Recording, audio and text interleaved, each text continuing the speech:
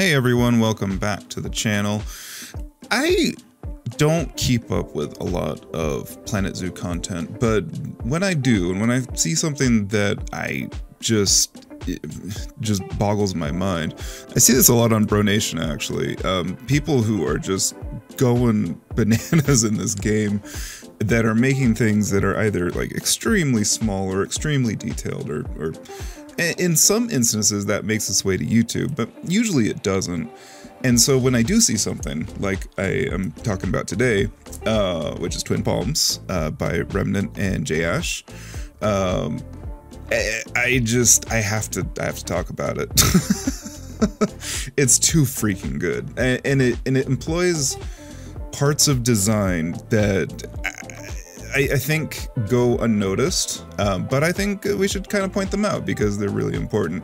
So I'm counting down 10 reasons why you need to follow Twin Palms, the project, and basically anything that those two are doing.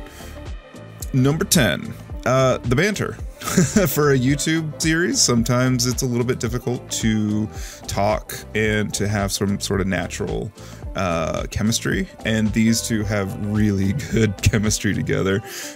They both just went to like San Diego SeaWorld together, and you can tell that they both got pretty excited about the project. The last video was a few months ago, I think about 2 or so. But you just get the sense that A, these people know what they're freaking talking about, and B, they enjoy each other's company, and that's really, really important. As you remember in like Bro Coaster, I had a great chemistry with John and some of the other people, and it just makes it a joy to watch. Number 9, interactivity. Interactivity, if you've played Planet Zoo, you know that you're limited on what you can actually control.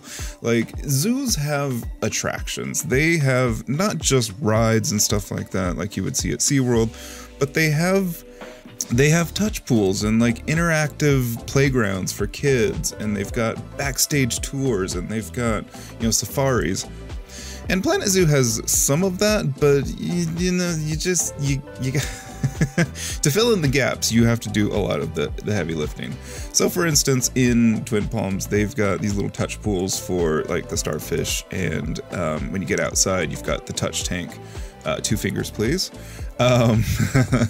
And the way that they've kind of pulled it off is that they look very real. They're very down to scale. You've got, they're using mods to get some of these animals and stuff like that. But even so, they just understand that there would be somebody there, and then you can touch the animals, and so the animals are safe, and you know, you get the experience.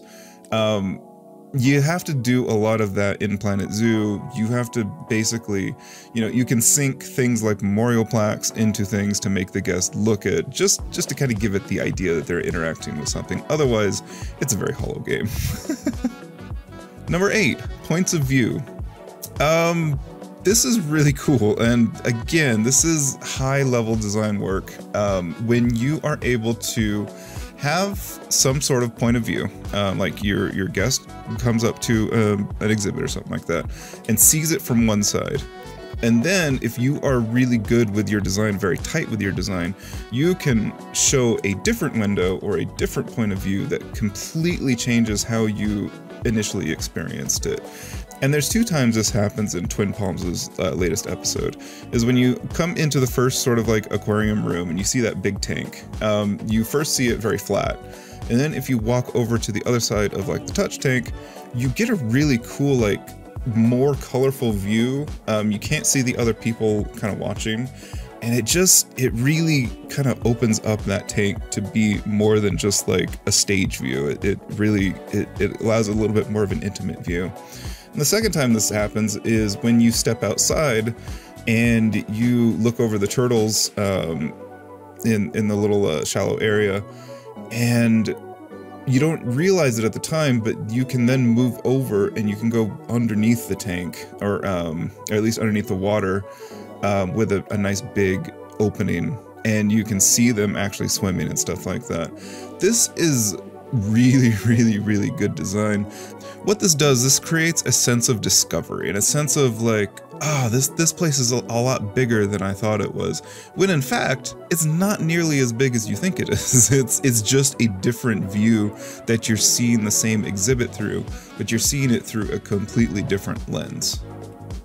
Number 7, adaptability. Adaptability is something that you kind of have to do the whole work again, because as much as Planet Zoo is a very realistic sort of sandbox, it does not have the same sort of like issues with budgets and how the zoos make money and how maintenance works on some of these buildings and stuff like that.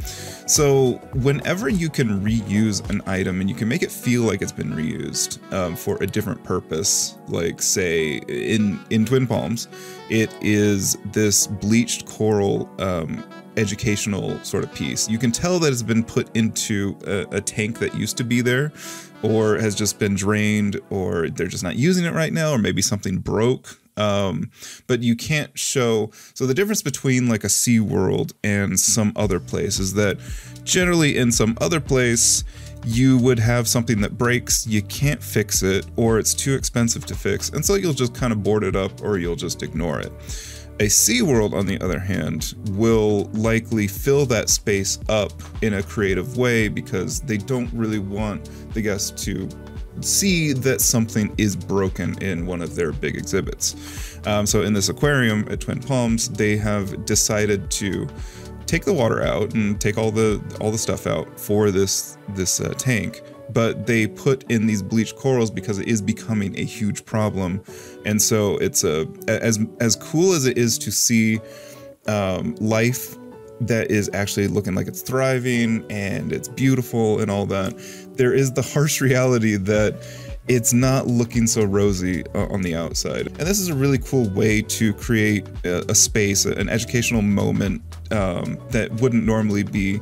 It's kind of cool to see the actual like bleached corals too. You know, you can do a poster and stuff like that, but to actually use the space and then to have like the little garbage dome and stuff like that, very, very cool. Number 6, consistency. Consistent scale is a big problem with any Planet Zoo project. It's infuriating. And if you're really thinking about it, you are using some sort of humanoid or some sort of size to make items that feel like they could be used by that humanoid. Twin Palms does this incredibly well. Like this backstage area, there's nothing in there that feels like it's out of scale or it's just I can't even talk. It's freaking amazing. Like that light, that examination light. Holy crap. But it goes beyond that. It's all the little cables, it's all the binders, it's the little tank, it's the scales and all the pieces that are in here that open up, that it never breaks the illusion. And that's what we're going to get to in the next one, is that it creates this sense of immersion and illusion that you just can't get if you have things that are out of scale. Number 5, the illusion. The illusion is what makes this project so captivating and why you can watch this video for 50 minutes or so and not get bored, is because you really feel like you're there. There is nothing that breaks that. It comes down to, let's just say in the backstage area with the turtle tank and everything, you got all these pieces that are in scale, but they also have purpose and use, and tabletops and even the even the little yellow paint on the ground, that is really, really important, because if you're going to have tour groups go through there, you need to have these visuals to say, hey, don't be next to this thing, stand behind the yellow line. It's a safety thing. And so because this area was designed to have like school tours or even private stuff or add-ons to the zoo experience, that stuff has to be there. All of that, you have to have your sort of rounded edges. You have to make sure people don't hurt themselves or get bit or pinch themselves. These if you're gonna have like live animals in there, you got to make sure that everybody's safe. And so time and time again, and it's not just this room, it's all over the freaking place. The illusion is never broken. It all feels very real. Like decisions that were made by safety inspectors to make sure that no guests are going to hurt themselves. Number 4, materials. Materials are, okay, so this is what separates really good Planet Zoo and Planet Series players from exceptionally good Planet Zoo or Planet Coaster players. Materials. Materials have properties. If you don't use them in the way that they're intended to, they're going to look off. If you put brick above like a siding or something like that on a building, brick has a property of being heavy and also interlocks, and so it's very strong material, but it's not strong when it is lifted above a section. It's strong when it's on the ground, and so all the weight kind of falls onto that. Concrete's a big one. Concrete expands. Concrete heats up from the UV rays of the sun, and if you don't have what are called expansion joints, it will expand into the adjacent piece and crack. There's all sorts of things with concrete, but if you don't have that sort of simple thing, it doesn't look right. And Twin Palms has a ton of expansion joints. It's a simple thing, but it adds a freaking hell of a lot. Other materials, ceramic tiles. So they have ceramic tiles all around this project. And they have them set in a way that makes sense. They're on fairly flat surfaces. They're used for decoration. So stucco plus ceramic makes it look a little bit glitzier, a little bit glossier. They have used them in a way also that is not overwhelming. They just come into being like trying to decorate blank areas of stucco or wherever you need sort of a color pop, because it's expensive. Even the cheapest tile still needs to be installed, and so you have labor costs and stuff like that. And also maintenance and upkeep. Tiles will fall apart, and you'll need to either put them back on or strip them and redo them. That is evident here, that they understand where to put these materials and where not. The last example for materials is the turtle area, and they've got these sort of metal pieces, and around water they have used bolts to kind of affix it as they need. If you didn't have it, it would be fine, and you'd look at it, a nice big flat piece of concrete or a piece of metal that didn't have it. But the fact that they are there, it just ups the reality value quite a bit. It's amazing. And it's something that I need to get better at as a designer myself, because the quality of materials and how you use them is really important to sort of like the restrictions of what you can do with that material. And if you just willy-nilly design it and say, well, okay, it looks cool, it's not going to look as sharp as it does in a project like this. Number 3, landscaping. So this is one that's near and dear to my heart, and Remnant has always been a fantastic plant designer in any of the projects that he's worked on. But they're really good. It's really, really good in Twin Palms. It feels like SeaWorld. It feels like a California palette. It feels also quite low maintenance. As much material as there is there, they have created a very strict palette. Not a whole lot of like big color baskets or anything like that. If there are, they're kind of off to their own, like maybe Central Plaza area or marquee sign area. The rest of it is a lot of green, but good sort of layering of green as well. In one thing that I've actually stolen from them already is they've used the new, is it a ficus or no, fig? They've used a new fig bush to create some sort of evergreen hedges that you would normally see in California or something like that.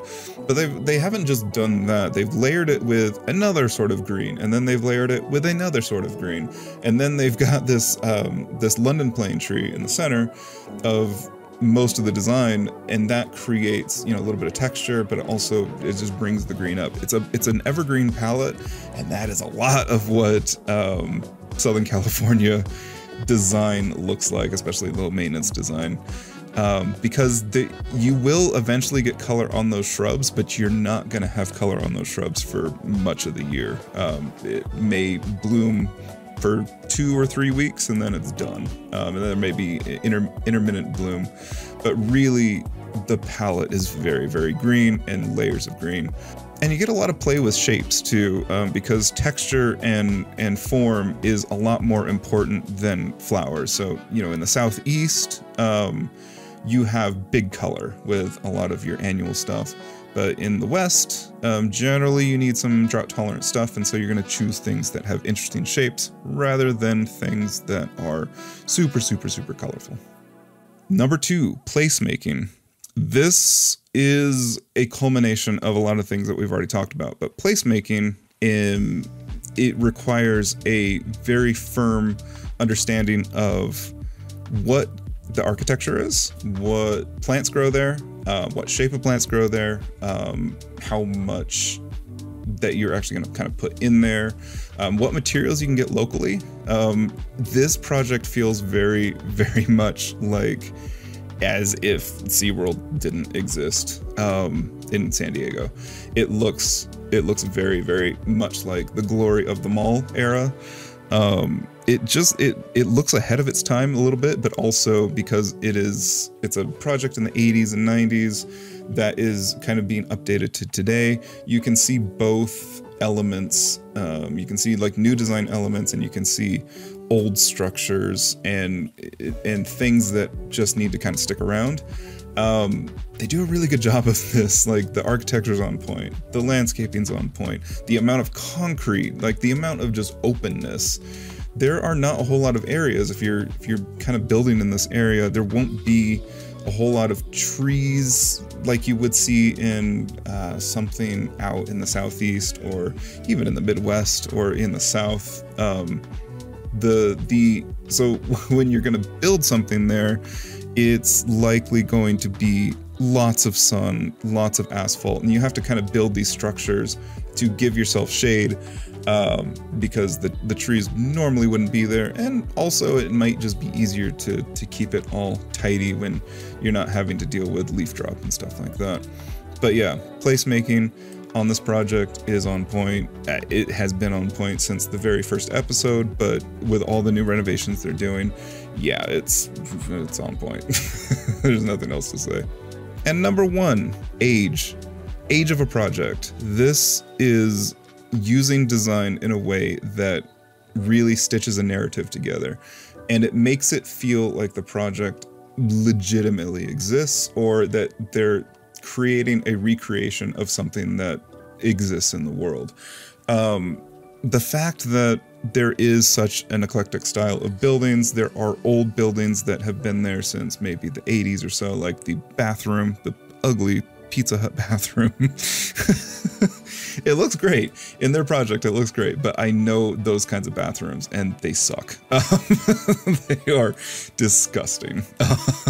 And so it would be in the best interest eventually to remove that building, but the fact that it is still there makes it feel like there has been a transition to this point. The fact that they create their own sort of like new signs, the graphic design and typography is something that it can be quickly sort of changed. And so generally you'll see the buildings remain. So you'll see like the 80s and 90s buildings remain, but the way that they're kind of faced will be a little bit different, or the logo and the way the branding will be a little bit different. And this project does this extremely well. I think they've got sign makers on to help with this, because, well, no, actually, but they do, but also they do a lot of this themselves, and it's I don't know if you've ever tried to make a custom sign in this game, but yeah, no. No. So the fact that they have like a consistent color scheme now makes me think that a marketing person came in and was like, all right, well, with the new sort of look of Twin Palms, this all needs to change. And that's what kind of grounds it in it. It gives it budgets, it gives it review committees, it gives it all of that, all of the stuff that you would see in an admin building that you don't actually have in the game, because that would be insane. to have the game actively like limit what you can do, because yeah, in a sandbox game it just wouldn't work. But in terms of design and creating that sort of feel, using age and being able to see a progression from one style and one era to another, that is really good design, and Twin Palms does it exceptionally well. So that is my top 10. They do other parts of the design well too. I mean, you can look at it. You can just look at it and see that it's very good. It feels very real. And if you're not following this project, you definitely should. They don't post a whole lot. I think once every few months or so. But it's these kinds of projects. You know, YouTube and content in general is always like, oh, get it out, get more. But that creates a limit on what you can actually do and how inspirational your work can be. And Twin Palms is one of those things where they actually went and they looked at their source material. They went together and they experienced it together, and you can just see that kind of magic coming through. And that's what's inspirational. That's what kind of gets you to open up the game after, like I have, after a few months, and just be like, yeah, this is cool. I like this. I remember this feeling. You need those inspirational projects, because if you just had like daily or even weekly content builds, it's not really an insult to the creators themselves that follow that path. It just does not allow you to be stupidly creative and super like super clean with your details. It takes a long time to detail a project and to make it feel like it does with all these sort of like 10 points. It's a level of design that requires a lot of love for the project and a little bit of insanity. And you can definitely feel that here. So I hope you do follow that project. I don't know of two better builders. There's a pantheon of few that are just exceptional, and they are definitely in that pantheon. Everything they do is just like, how, and why? I need to know why. Anyway, thank you for checking out this video, and I hope this is the return to content that we're all looking for. I am working in Planet Zoo right now, but I just had to, once I saw this, I had to stop and be like, people need to know about this. There's far too few people following this project. Anyway, I hope you enjoyed this one, and we'll see you in the next one. Bye.